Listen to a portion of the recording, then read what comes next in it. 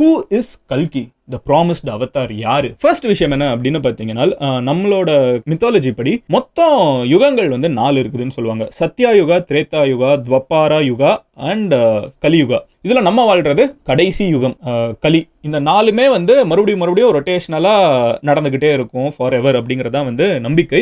இதில் இந்த கலியுகத்தோட கடைசி நாட்களில் வந்து ஒரு அவதாரம், விஷ்ணுவோட 10வது அவதாரம். ஸோ தசாவதாரத்தை நீங்கள் வரிசையாக சொல்லி பார்த்தீங்கன்னா மொத்தம் 9 அவதாரத்தோட நம்ம ஸ்டக்காய் நின்றுவோம். அந்த 10வது அவதாரம் தான் வந்து கல்கி அப்படிங்கிற ஒரு அவதாரம். அந்த அவதாரம் இன்னும் எடுக்கப்படலை, இனிமே தான் எடுக்கப்படும் அப்படிங்கிறது தான் வந்து கான்செப்ட். அதாவது 10வது அவதாரமா கல்கி அப்படிங்கிற ஒரு அவதாரம் எடுக்கப்படும். இந்த அவதாரம் அப்படிங்கிறது வந்து ஒரு மனிதனா வந்து கடவுள் வந்து இடத்துல பிறப்பாங்க. வளர வளர அவங்களோட பர்பஸ் என்ன அப்படிங்கிறத புரிஞ்சுக்கிட்டு உலகத்தில் வந்து ஒரு மக்களுக்காக அவங்க போராடி மக்களுக்கு வந்து ஒரு பிரைட்னஸை கொடுப்பாங்க, ஹாப்பினஸ். இப்போ ஈவில் வந்து சொசைட்டியில் நிறைய இருக்குது, அது எல்லாத்தையும் அழிப்பாங்க அப்படிங்கிறதா வந்து இந்த கல்கி அப்படிங்கிற ஒரு அவதாரத்தோட கான்செப்ட். ஓகேவா? இந்த கல்கி அப்படிங்கிற ஒரு அவதாரம் வந்து இந்த பேர்லயே பார்த்தீங்கன்னா புத்திசம்ல கல்கி புராணா அப்படிங்கிற ஒரு நம்பிக்கையே இருக்குது. அது போக காலச்சக்ரா அப்படிங்கிறதுல வந்து புத்திசம்லயுமே கல்கியோட நம்பிக்கை இருக்குது, சீக்கிசம்ல கல்கியோட நம்பிக்கை இருக்குது. இன்னும் ஒரு ஸ்டெப் ஜெயின்ஸ் சமணர்கள் பார்த்தீங்கன்னா வந்து கல்கிக்குன்னு கோவிலே வச்சிருக்காங்க ஜெய்ப்பூர்ல. அங்கே பார்த்தீங்கன்னா ஒரு குதிரை மட்டும் இருக்கும், அந்த குதிரையில் வந்து கல்கி உட்காருவாருன்னு சொல்லிட்டு எல்லாரும் போய் கும்பிடுறவங்க எல்லாம் இருக்காங்க.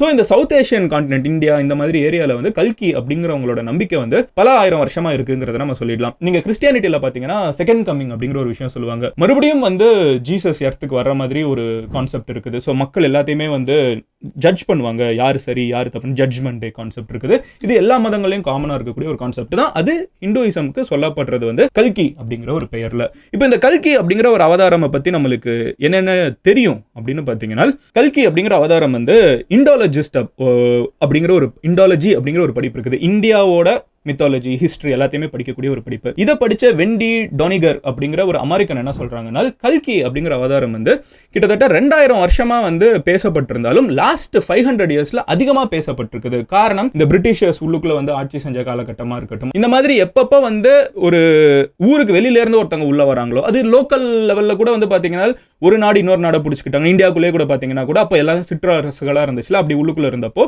அடிக்கடி இங்க இருக்கிற லோக்கல் மக்கள் வந்து இந்த மறுபடியும் நம்மளுக்கு ஒரு விடுவு காலம் இருக்குது, நம்மளோட ஆட்சியெல்லாம் மாறும், நம்மளுக்குன்னு ஒரு ப்ராமிஸ்டு ஒரு அவதாரம் வருவாங்க, மக்களுக்குள்ள அவங்க பிறப்பாங்கிற ஒரு கான்செப்ட் வந்து ரொம்ப ஸ்ட்ராங்கா நம்பியிருக்காங்க. பேசிக்கா அந்த பாகுபலியில காப்பாங்கல்ல, அவங்களோட பையனா நீங்க தான் எங்களெல்லாம் காப்பாற்ற போறீங்க, அந்த ஒரு கான்செப்ட் வந்து ரொம்ப நாளாவே இங்க ஒரு லாஸ்ட் 500 இயர்ஸ்ல ரொம்ப பீக் ஆயிருக்கு அப்படின்னு சொல்லிட்டு வெண்டி டானிகர் அப்படிங்கிற இண்டாலஜிஸ்ட் சொல்றாங்க, இந்தியாவை பத்தி படிக்கிற ஒரு பர்சன்.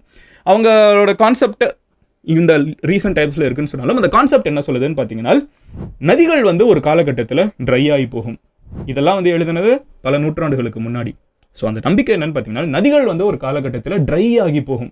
வற்றாத ஜீவ நதின்லாம் சொல்லுவாங்க தெரியுமா, அது கூட தண்ணி இல்லாமல் போகும். அதுக்கப்புறம் வந்து வானத்தில் வந்து ஒரு வித்தியாசமான ஒரு காமெட் தோன்ற ஆரம்பிப்போம். அந்த மாதிரி இருக்கிற ஒரு காலகட்டத்தில் ஷாம்பலா அப்படிங்கிற ஒரு ஊரில் ஒரு குழந்தை பிறக்கும். அந்த குழந்தையோட அம்மா யாருன்னு பார்த்தீங்கன்னா சுமதி அப்படிங்கிற ஒருத்தங்களா இருப்பாங்கிறாங்க. நீங்க இப்போ கல்கி படம் பார்த்தீங்கன்னா அதுல வந்து தீபிகா படுகோனோட பேர் வந்து சமிட் 80.